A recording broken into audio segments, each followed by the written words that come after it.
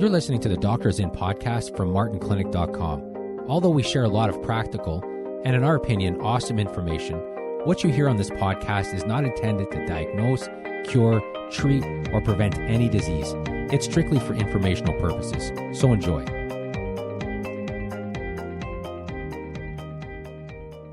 Hello, I'm Dr. Martin Jr., and this is the Doctors In podcast, and this is episode 177.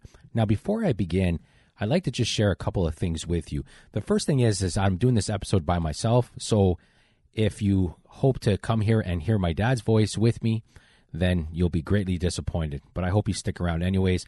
I got a pretty interesting topic that I'll get to in a second. The second thing I want to mention is I'm recording this episode the first day of spring, yet when I look outside, it definitely doesn't look like spring yet. However, next week, which if you're listening to this when we first publish this, will be Wednesday the 27th of 2019. We're doing a free live webinar presentation at 7 o'clock at night. Now, you can get the information on registration, how to register for it, on our website at martinclinic.com. But in the free presentation, we're going to talk about thyroid specifically. And the name of the webinar will be How to Overcome Thyroid Issues. And we're going to deal with things like, why do most thyroid blood tests come back normal even if you have symptoms? So we're going to talk about that. That's a big issue that people have. We're going to talk about the 5 main causes of a sluggish thyroid. Why does a thyroid start to slow down in the first place? What are the different reasons for that? And then at the end, we'll talk about how to naturally balance your thyroid. So if you're interested in joining us for this free live webinar, then go to our website and sign up.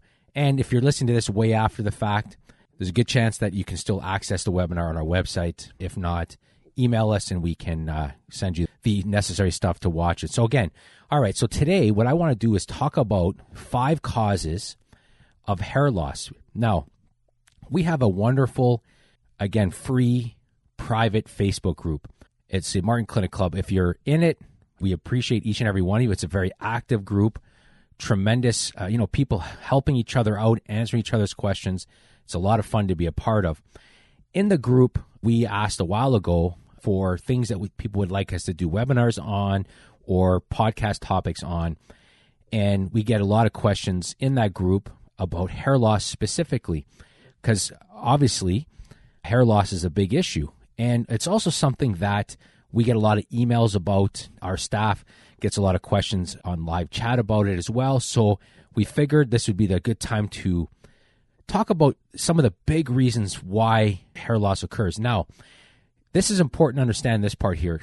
You have 100,000 plus strands of hair, and the average person normally loses about 100 a day. So 100 seems like a lot. I mean, 100 pieces of hair. Now, a lot of times we don't even notice we're losing hair. But any of you who are married know that they tend to end up in the shower all the time for some reason. But at the end of the day, that's normal. But what's not normal is when you start to notice, a lot of people are really sensitive to when they start to lose their hair or when their hair starts to thin. So that's what we want to talk about. A little bit of hair loss is normal, but it's abnormal when you start to notice thinning and you start to notice spots, obviously. And again, hair is a reflection of a lot of different things that goes on inside the body, which is why there's a lot of things that can cause hair loss. And again, I'm going to talk about the 5 big ones that cause hair loss. Also, it's important to understand this, and this will be the backbone in a sense of the reason why some of these things cause hair loss. So 90% of your hair, there's really 3 phases that you got to understand quickly here. So 90% of the time, your hair, or 90% of your hair are in what they call the growing phase. And that phase can last anywhere between 2 and 3 years. So you got a hair, it's growing for 2 to 3 years. Then it goes into a short resting phase, which is about 3 months or so. Then it sheds, and then you replace it. And that's supposed to be what's going on. So that's the general idea. Now, if the hair doesn't get what it needs or there's something going on inside the body, then because 90% of your hair is in that growing phase, well, what happens if a lot of those hairs suddenly shift out of there quickly into the resting phase and then they shed at the same time? And that's not supposed to happen because a majority of your hair is supposed to be in the growing phase, but there are things that can trigger that to happen where you'll start to lose your hair. So let's talk about the 5 things.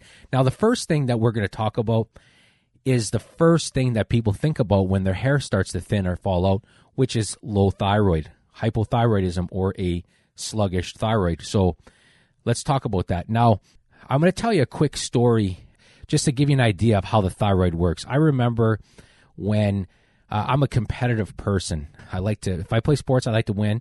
I'm a competitive person. If I play board games, I like to win. Our family and friends, we've been playing for years a board game called Settlers of Catan. If you haven't played it, you're missing out. It's a great game. If you have played it, then you know what I'm talking about. Things can get pretty heated. And I like Settlers of Catan because there's some luck involved, and yet there's still an underlying skill or strategy underneath involved as well. So it's kind of a combination of a little bit of luck in that. But it's a great game. It's a fun game. But even in games, I'm competitive. I like to win. So when I was younger, I remember a bunch of us used to go to this place where we grew up that had go-karts. And, you get a bunch of kids together, and everybody wants to win. They want to win a go-kart race. So I remember this one time going, you pick your car, you kind of stand in line, and you run in, and you sit in your car, and thinking, all right, this is the car that's going to help get me to victory. So we take the cars out of the area where they're sitting, and, we start going. And then when I hammered the gas pedal, I realized really quickly that my go-kart wasn't that fast. In fact, when I pushed the gas pedal, it definitely did not respond to the way that I was pushing my gas pedal. And of course, because the tracks are pretty simple, so there's not a lot of driving skill, the fastest go-karts tend to win, especially on a straightaway. There's nothing you can do to stop a faster go-kart to pass you. So, of course, I was getting passed and lapped, and needless to say, I didn't win. But at that time there was the first time I ever heard of a term from a guy that worked there. He had mentioned he had to do something to the governor. Now, listen, I come from a long line of non-skilled workers. I'm born, bred, non-skilled. I don't know a lot about cars. I'm the type of person that if I call a buddy of mine who's a mechanic, I have to make the noise or just tell him the general area, and then he'll do the rest. He knows I don't know much about cars. But this person who worked at the go-karting place told me about a governor, and all that did was restrict basically how fast you were able to go. And he said he had to do something to the governor. So that is how your thyroid works. Your thyroid is like a gas pedal for energy and metabolism. If you have a sluggish thyroid, and it's almost like your thyroid's operating with the governor, it's not working quite as well. Now, why does that matter for your hair? Well, listen, your hair follicles are also regulated by your thyroid. And hair follicles have a shorter lifespan, and they have a rapid turnover. And what happens is when your thyroid is slow, your hair follicles, like anything else, they just simply do not regenerate fast enough and end up with hair loss. So that's a big reason why when you have a thyroid or sluggish thyroid, and your gas pedal is not working as well as it should, one of the things that happens is your hair pays a price as well. Now, of course, thyroid affects every cell, every system in your body. So if you have sluggish thyroid symptoms, you're going to have low energy, you're going to have dry skin, your hair is going to be thinning or falling out, your eyebrows, same thing. And then think about it, constipation, all the things associated with that. So hair and thyroid go hand in hand. So a lot of you who have hair loss, thyroid is to blame for a lot of you. However, that's not the only cause. So I started with thyroid, but it's definitely not the only cause. So now I want to quickly talk about a second big reason, and it kind of goes hand in hand with thyroid. Now, if you've listened to our episodes for a while, or you've read our newsletters, then you know what's going to come next, which is high cortisol. High cortisol definitely affects hair, and it actually does it in two ways. So when you have elevated cortisol, so when you're stressed, and that cortisol, which is the stress hormone, is circulating higher than it should be, and your cortisol is messed up, well, it does two things for your hair. First of all, cortisol eventually slows down your thyroid, which is why a lot of women who have low thyroid also have high cortisol. They go hand in hand, which is also why a lot of women, in order to fix the thyroid, you also have to do something about the elevated cortisol. But cortisol slows down the thyroid. And here's one way that it does. once your thyroid starts making hormones, it makes a few different ones. And, it makes T1, T2, T3, which is the active form of the hormone. And T3 is the one that gives you, it's the active form. It's the one that your cell, everything needs. And then you have T4. Now, here's the thing.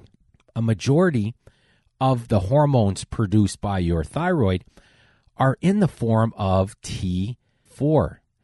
In fact, 90% of them are T4. So T4 has to be converted into T3, into the active form. And one of the things that cortisol does, and if you join us for that thyroid presentation, you'll see there are a few other things that mess this up as well. But one of the things that cortisol does is cortisol disrupts the conversion of T4 to T3, which means you have less active form of the thyroid, which means your thyroid is going to appear sluggish. Your body's going to act as if it has a sluggish thyroid. So cortisol will indirectly cause hair loss because it will slow down your thyroid, which will then affect the way that your hair follicles regenerate. They won't regenerate fast enough, so you're going to end up with thinning hair and you're going to end up with hair loss. That's one way. But also cortisol directly, so that was indirect. Cortisol also directly decreases new hair growth and will speed up hair loss, which is why stress, and people say this all the time, somebody who's chronically stressed, they're going to lose their hair. They're going to start to thin their hair out. And again, especially in women, men can be affected by this as well, but in women, their thyroid then gets affected, and then it's like a double whammy. And then all of a sudden, they really start to notice hair thinning. They really start to notice that their hair's falling out. So those are two big reasons. But again, there are three other big ones that I want to talk about. So let's talk about another one that is very surprising for most people. And this has to do with low stomach acid and digestive enzymes. And let me be clear, this is a major cause for a lot of women and men for that matter for hair loss. It's overlooked. Most people never associate low stomach acid and digestive enzymes with hair loss, but it's a major cause of hair loss and thinning hair in both men and women. Now, there's something that people say all the time, you are what you eat.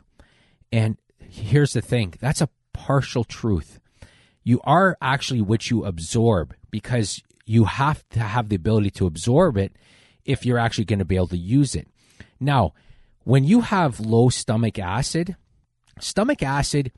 is extremely important in the digestive process, because think about it. As you start to chew food, you have the saliva and you have enzymes that start to break down the food, goes down the esophagus into the stomach, and there the stomach acid starts that process off. And stomach acid is extremely important for digesting protein. And we'll learn in a second why that matters for hair. But stomach acid breaks down protein. And here is a major problem with low stomach acid. Low stomach acid is typically diagnosed, or misdiagnosed for that matter, as heartburn, because one of the symptoms of low stomach acid can be heartburn. Now, the funny thing is that in modern medicine, or the average person, when they get heartburn, they say, I got too much stomach acid.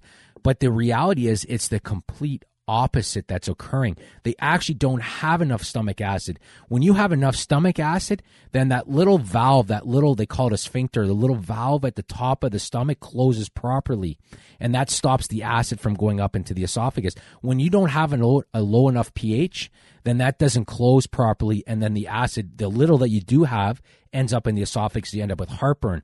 So heartburn is a symptom for most people of actual low stomach acid, which is why when you take an antacid, it actually is literally the definition of a Band-Aid solution, because it's doing nothing to address the problem, which is low stomach acid. But anyways, when you have low stomach acid, you're going to have an issue with hair, and I'll explain that in 1 second. Now, how common is low stomach acid? Well, listen, as we age, it becomes extremely common.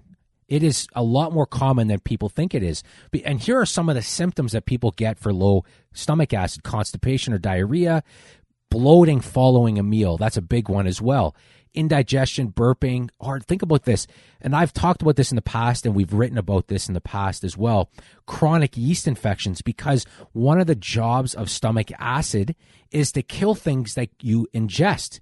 And it shouldn't even get through the stomach acid into the rest of your body, into your bowels, and then the leaky gut gets it into your blood if you had normal stomach acid. And then that happens. And then because you need protein, which is going to be the next point, you end up with thinning hair and hair loss. So that the third reason is low stomach acid. Now, the fourth reason kind of fits in with the third reason, which is not enough protein consumption or protein breakdown. Now, here's the reality. A lot of women simply do not consume enough protein in their diets every day. Most women, in fact, studies show that 40% of women don't even get the RDA, the recommended daily amount, which is criminally low. I mean, you wouldn't want to just get the RDA. That's way too low, especially if you want to worry about stuff like osteoporosis or you want to worry about sarcopenia. You need to increase your protein. But your hair is made up of protein fiber, which means it needs enough protein to grow. If you do not get enough protein, here's what happens. Now, I can't remember how many years ago, a group of movies came out called The Expendables. And as a guy who's in his mid-40s, The Expendables movies were awesome because it took all my favorite teen actors that I liked in action movies, Arnold Schwarzenegger, all those guys, Jean-Claude Van Damme, Sylvester Stallone, Bruce Willis, all these actors, and it put them all together in this movie called The Expendables. And the idea was that these are the guys that you send to do jobs because, as the title of the movie suggests, they're expendable. Well, your hair is expendable in your body's eye because if you're not getting enough protein, and you need protein for every cell in your body, and you need protein for so many more crucial things, your body's going to say, well, listen, we're not getting enough protein. We have to send it to where it needs it, and your hair, too bad. So your hair is expendable, and because hair is made up of protein fiber, it needs protein, it needs the components of protein, amino acids. Your body's like, nah, your hair doesn't need it. We want to keep you alive, and that's what happens. So you may not be consuming near enough protein. And as I mentioned in the last point, even if you're consuming enough protein and you have real low stomach acid issues, then you're not breaking down the protein in your stomach and it's moving along undigested and you're not getting the amino acids necessarily. You're not absorbing enough of the protein in the first place. All right, so far we've talked about thyroid, we've talked about cortisol, we've talked about low stomach acid and digestive enzymes. We've talked about not getting enough protein. And the last thing I want to talk about quickly is iron. Iron, a lot of times, is forgotten, but it is honestly one of the main causes of hair loss in women. And iron goes hand in hand. Again, there's a connection between iron intake and thyroid. So a lot of times the iron and thyroid work hand in hand again. But listen, hair follicles require a ton of iron in order to grow. Iron is necessary for hair growth. Therefore, when you don't get enough iron or you have an anemia or for whatever reason you're not absorbing enough iron, then you are going to have hair thinning and hair loss. There's no question. So somebody who has a real blood loss through like hernias or medications, a lot of medications can affect the iron absorption, or simply not eating enough, then you're going to end up with low iron and your hair follicles are going to pay the price big time.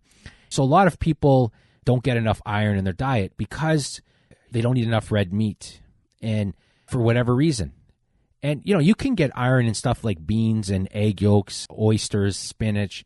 So, there's a plant-based and there's an animal-based type of iron. And here's another thing, now that we're on this topic. There's two types of iron, in a sense. It's called heme iron and non-heme iron. And heme iron is found in meat, and non-heme is found in plant-based stuff like beans and spinach and stuff like that. Heme, so from meat, is much easier to absorb by the body, which makes it the best source of iron. So if you're not eating meat and you have low stomach acid or not enough digestive enzymes, then you are putting yourself at a higher risk of having low iron, which again can create a whole bunch of issues. So as you can see, when it comes to hair loss, and hair is like the skin. Now, skin, as we've said before, is your largest organ. So it only makes sense that skin health is a good window to what's going on, especially when it comes to the gut, because the gut and the skin are tied through literally an axis. They call it the gut-skin axis. But hair is a biomarker in a sense that it's also a good indication that something is going on inside the body. So as soon as you start to notice thinning hair or hair loss, then something is going on in the body, and there's a good chance it's one of the 5 things I just mentioned, and I'll say them again one more time. Low thyroid. If you have hair loss because of thyroid, you have to fix the thyroid. If it's because of high cortisol, you want to control your cortisol.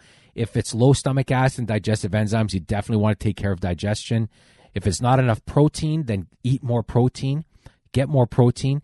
And if it's because of iron, then iron fix the absorption, because a lot of times iron is an absorption issue. Fix the ability to absorb iron and make sure you're getting enough as well in your diet. A lot of women have to supplement with iron because they just can't get enough in their diet. They can't absorb it properly. So a lot of women have to do that. But again, those are the 5 main causes of hair loss.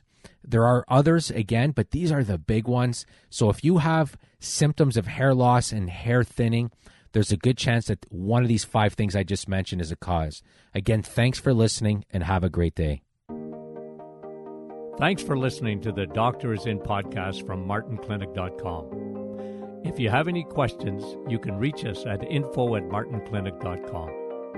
If you're not a newsletter subscriber, you can head to our website and sign up for free. We also have a private Facebook group that you can join.